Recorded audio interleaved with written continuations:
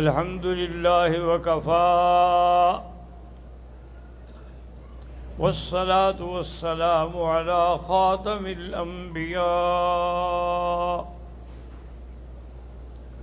سيدنا وحبيبنا محمد المصطفى وعلى آله المجتبى. اللهم صل على سيدنا محمد النبي الأمي الهاشمي وعلى آله وأصحابه نجوم الهدى. أما بعد فقد قال الله تبارك وتعالى في القرآن المجيد: أعوذ بالله من الشيطان الرجيم. بسم الله الرحمن الرحيم. النبي أولى بالمؤمنين من أنفسهم وأزواجه أمهاتهم. قال النبي صلى الله عليه وسلم: خيركم خيركم لأهله وأنا خير لأهلي، أو كما قال النبي صلى الله عليه وسلم.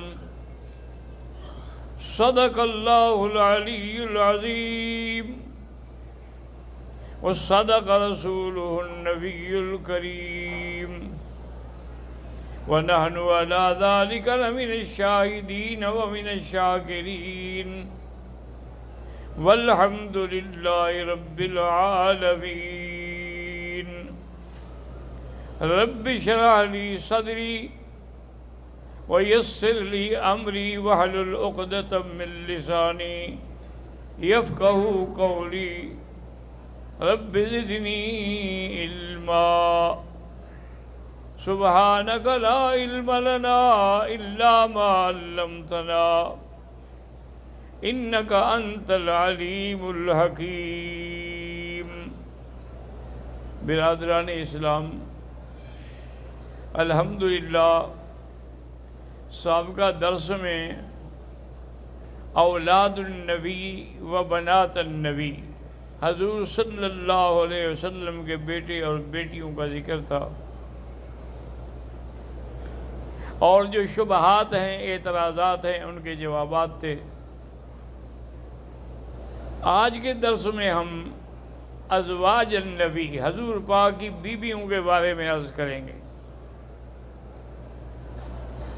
یاد رکھیں کہ حضور صلی اللہ علیہ وسلم کی بیویاں نکاح یعنی 11 تھے، 2 آپ کی زندگی میں فوت ہو گئیں، باقی 9 جو ہیں وہ حضور صلی اللہ علیہ وسلم کی وفات تک آپ کے ساتھ رہیں۔ اور سب سے پہلی حضور صلی اللہ علیہ وسلم کی بیوی جو ہے وہ سیدہ خدیجہ ہے۔ سیدہ خدیجہ الکبریٰ رضی اللہ تعالی عنہا مکہ مکرمہ کے بڑے تجار میں شمار ہوتی تھیں، اور ان کا طریقہ تجارت یہ تھا کہ کچھ لوگوں کو پیسے دیتی کہ یہ مال لے کے شام جاؤ، وہاں یہ بیچ دو، اور وہاں سے لے کے آؤ جو یہاں مکے میں آ کے بیچ دو۔ اس نے حضور صلی اللہ علیہ وسلم کی خدمت میں بھی یہ اپنی آرزو رکھی کہ حضور آپ میرے پیسے لے جائیں اور وہاں جا کر بیچیں۔ انہوں نے کہا میں نے کبھی تجارت کی نہیں۔ تو ہر آدمی کے لیے وہ کام کرنا چاہیے جو وہ سمجھتا ہو۔ اور نے کہا حضور آپ اس بات کا غم نہ کریں، میں آپ کو اپنا ایک تجربہ کار غلام جو ہے اور میرا مجرب ہے، وہ سمجھدار ہے، بزنس کے رموز کو سمجھتا ہے، میں سرا وہ آپ کے ساتھ جائے گا۔ حضور صلی اللہ علیہ وسلم اس کے کہنے پر چلے گئے، میسرہ بھی ساتھ گیا۔ اصل میں اس نے بڑی ذہین عورت تھی نا جی، تاجر عورت تھی، اس نے میسرہ کے دن میں یہ لگایا کہ سارے راستے میں تم نوٹ کرو حضور پاک کی اٹھنے کو، بیٹھنے کو، بولنے کو، کھانے کو، پینے کو، واپس آ کر مجھے بتاؤ۔ بہرحال وہ چلے گئے اور اس کے بعد سامان بیچا، نیا خریدا، واپس۔ اس دفعہ اللہ کی شان یہ ہے کہ نفع بھی بہت زیادہ ہوا۔ تو سیدہ خدیجہ رضی اللہ تعالی نے جب حال سنا میسرہ سے تو وہ سمجھ گئی کہ بہرحال اس میں اللہ نے کوئی شان ضرور رکھی ہے جو وقت پہ ظاہر ہوگی۔ اس نے خود حضور کو پیغام بھیجا نکاح کے لیے، جس کو سارے مکے والے پیغام دے چکے تھے اور وہ بات نہیں سنتی تھی۔ حضور صلی اللہ علیہ وسلم نے قبول فرما لیا اور شادی ہو گئی۔ پہلی بیوی سیدہ خدیجہ ہے، اس کی عمر 40 سال تھی، اور جب نکاح ہوا ہے تو میرے مدنی کی عمر 25 سال تھی۔ اب اسی سے آپ خود اندازہ لگائیں کہ یہ جو دشمن کہتے ہیں جی ہمیں امت کو تو 4 بیویوں کی اجازت ہے اور نبی نے خود 11 کر لی، یہ حظ نفس اگر ہوتا تو حضور 40 سال کی بیوہ سے شادی کرتے جو پہلے بھی 2 شوہروں کی بیوی رہ چکی ہے۔ حضور صلی اللہ علیہ وسلم اپنے سے چھوٹی عمر کی لڑکی تلاش کرتے، لیکن ان کو تو یہ غلط ہی نہیں تھی۔ اسی لیے حضور صلی اللہ علیہ وسلم خدا کی شان ہے، اور یہ وہ دن تھے جس میں حضور کو تنہائی بڑی پسند آئی۔ حبب الی من الخلا، حضور نے فرمایا میرے دل میں تنہائی کا شوق ڈالا گیا، تو حضور غار حرا میں جاتے تھے جبل نور پر، اور سیدہ خدیجہ ان کو سامان تیار کر کے دے دیتی تھی، کھانے کا، پینے کا۔ 1 ہفتے کا تو حضور ہفتے کے بعد تشریف لے آتے، کبھی کبھی 2 ہفتے کے بعد بھی تشریف لے آتے، اور وہاں حضور ہر وقت 24 گھنٹے اللہ کے ذکر میں رہتے۔ یہ تو اللہ کی شان ہے کہ آج دنیا بدل گئی، راستے بدل گئے، عمارتیں بدل گئیں۔ اس زمانے میں جب حضور پاک غار حرا میں بیٹھتے تھے تو غار حرا سے باہر نکل کے کھڑے ہوں تو کعبۃ اللہ پہ نظر پڑتی تھی، لیکن اب تو راستے میں بلڈنگیں آ گئی نا، تو حضور باہر سامنے اگر کوئی نماز پڑھنی ہوتی تو کعبہ شریف کے سامنے کھڑے ہوتے، ذکر کرنا ہوتا تو اندر بیٹھ جاتے۔ ایک دن حضور صلی اللہ علیہ وسلم اسی غار حرا میں بیٹھے تھے، اللہ کا ذکر کر رہے تھے۔ آپ فرماتے ہیں کہ میں نے دیکھا کہ آسمانوں سے ایک اترا ہے اور اس کو کسی چیز نے روکا، میرے پاس آ گیا۔ حضور سے آگے عرض کیا کہ اقرا، کہ پڑھو۔ یہ یاد رکھو، یہ معنی نہیں تھا کہ حضور تو عربی ہیں، آپ کو عربی پڑھنا کیا مشکل تھا کہ آگے جبریل پڑھ لیتا اور پیچھے حضور پڑھ لیتے، مشکل کیا تھی؟ معنی یہ ہے کہ وہ کچھ لکھا ہوا لایا تھا، اللہ تعالیٰ کے حکم سے کچھ لکھا ہوا تھا، اس لیے اس نے کہا اقرا، اس کو پڑھو۔ تو حضور نے فرمایا ما انا بقارئ، میں پڑھا ہوا نہیں ہوں کہ میں لکھی ہوئی چیز کو پڑھ لوں، میں تو پڑھنا نہیں جانتا۔ اور اس نے دوبارہ کہا اقرا، پڑھیں آپ۔ فرمایا ما انا بقارئ، اللہ کے بندے میں پڑھا ہوا نہیں ہوں۔ اور اس نے تیسری دفعہ کہا کہ اقرا، پڑھو، اور فرمایا ما انا بقارئ، میں پڑھا ہوا نہیں ہوں۔ حضور فرماتے ہیں فَضَمَّنِي ضَمَّةً شَدِيدَةً، اس نے مجھے سینے سے لگا کے زور سے بھینچا۔ یعنی اب عجیب منظر ہے نا جی، ایک رسول نوری ہے اور ایک رسول خاکی ہے۔ جبرائیل اللہ کا رسول ہے نا جی، وہ نوری تھا۔ حضور صلی اللہ علیہ وسلم جو ہے وہ مکے میں پیدا ہوئے، عبداللہ کے گھر میں پیدا ہوئے، آمنہ کے گھر میں پیدا ہوئے، تو ان کا جو لقاء تھا نا جی وہ ایک عجیب بات تھی۔ اس کے بعد اس نے کہا پڑھو، تو آپ نے پڑھا اقرأ بسم ربک الذی خلق خلق الانسان من علق اقرأ وربک الاکرم الذی علم بالقلم علم الانسان ما لم يعلم۔ یہ 5 آیتیں نازل ہوئیں، اور اسی طرح جب اور اس کے بعد وہ آدمی جیسے آیا تھا نا اسی طرح اوپر چلا گیا۔ اب حضور ڈر گئے، حضور پہ خوف طاری ہو گیا۔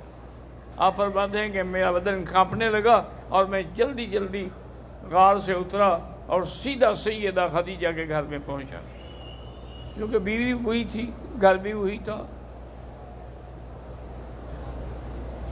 اس نے دیکھا کہ حضور صلی اللہ علیہ وسلم تو بڑے گھبرائے ہوئے ہیں، اور نے کہا حضور آپ نہ گھبرائیں، کلا لا یخزیک اللہ ابدا، آپ کو اللہ رسوا کریں گے۔ انک لتصل الرحم وتعین فی النوائب، آپ مستقل رشتہ داروں کا، غیروں کا خیال رکھتے ہیں اور غریبوں کی مشکل میں ان کی مدد کرتے ہیں، اللہ آپ کو کیوں ایسے تنہا چھوڑیں گے؟ آپ بالکل نہ گھبرائیں، اسی میں کوئی خیر ہے۔ سیدہ خدیجہ رضی اللہ تعالی عنہ کی تسلی سے حضور صلی اللہ علیہ وسلم کو تسلی ہوئی، آپ سو گئے۔ آپ جب اٹھے تو آپ نے کہا کہ خدیجہ دراصل وہ اب مجھے نیند میں سمجھا دیا گیا ہے کہ وہ اللہ کا جبریل تھا، وحی لایا تھا۔ تو اس نے کہا یا رسول اللہ اگر یہ بات ہے سب سے پہلے میں ایمان لاتی ہوں۔ تو اسی لیے علماء کرام نے تمام چیزوں کو سامنے رکھ کے یہ فیصلہ کیا ہے کہ عورتوں میں سب سے پہلے ایمان لانے والی کون ہے؟ خدیجہ ہے۔ اور بچوں میں ایمان لانے والے حضرت علی ہیں، غلاموں میں ایمان لانے والے زید بن حارثہ ہے، اور سمجھدار لوگوں سے پہلے ایمان لانے والا ابو بکر ہے۔ یہ وہ لوگ ہیں جو سب سے پہلے ایمان لے آئے۔ حضور صلی اللہ علیہ وسلم سیدہ خدیجۃ الکبریٰ کا اتنا اکرام فرماتے تھے، احترام فرماتے تھے، وہ آپ کی زندگی میں فوت ہوئیں۔ حضور پاک نے جنازہ پڑھایا، انہیں اپنے ہاتھ سے جنت المعلیٰ کے قبرستان میں دفن فرمایا۔ حدیثوں میں آتا ہے کہ ایک دن بی بی عائشہ صدیقہ، یہ سوکن کے اندر ہوتی ہے نا یہ بات، اس کو غصہ آ گیا۔ انہوں نے کہا حضور کیا ہر وقت آپ فرماتے ہیں کہ خدیجہ نے یہ کیا اور خدیجہ نے یہ کیا اور خدیجہ نے یہ کہا اور خدیجہ نے یہ کیا۔ ایک بوڑھی عورت تھی 40 سال کی، 2 شوہر پہلے کر چکی تھی، کون سی کنواری عورت تھی کہ ہر وقت آپ کو وہی خدیجہ یاد ہے؟ حضور ناراض ہوئے، فرمایا عائشہ سنو، صدقتنی حین کذبنی القوم، خدیجہ نے میری تصدیق کی جب قوم نے میری تکذیب کی۔ واسطنی حین ظلمنی القوم، جب قوم نے ظلم کیا تو خدیجہ نے میرے اوپر احسان کیے۔ انفقت مالہ فی سبیل اللہ، اپنا سارا مال اللہ کے راستے میں لٹا دیا۔ تم لوگ اس وقت میرے پاس آئے ہو جب الحمدللہ میرے پاس قوت بھی ہے، طاقت بھی ہے، صحابہ بھی ہے. وہ تو میرے پاس اس وقت آئی جب کوئی بھی میرے ساتھ نہیں تھا. اس کا مقابلہ کرتی ہیں آپ.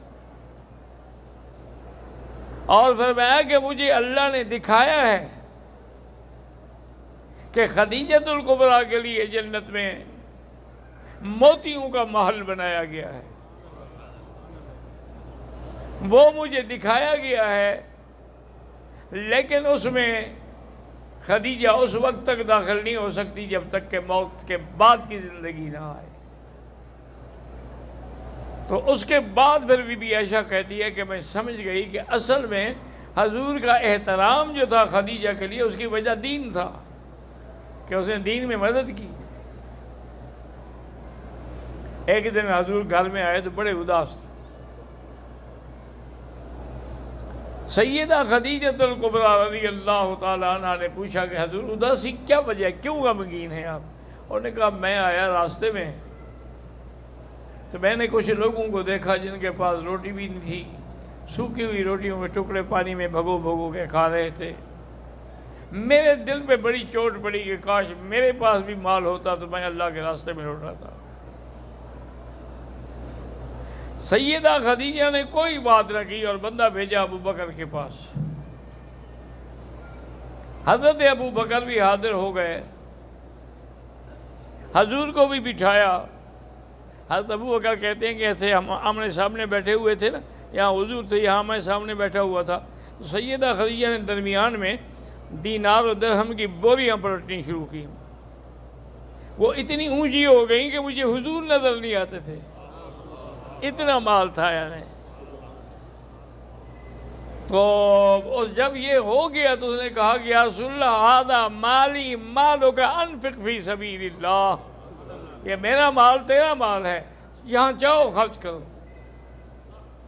تو حضور صلی اللہ علیہ وسلم نے سب سے پہلے اس مال سے لے کر وہ جن کو دیکھا تھا کہ بڑے برے حال میں ہیں ان کو جا کے سب کو تقسیم کیا.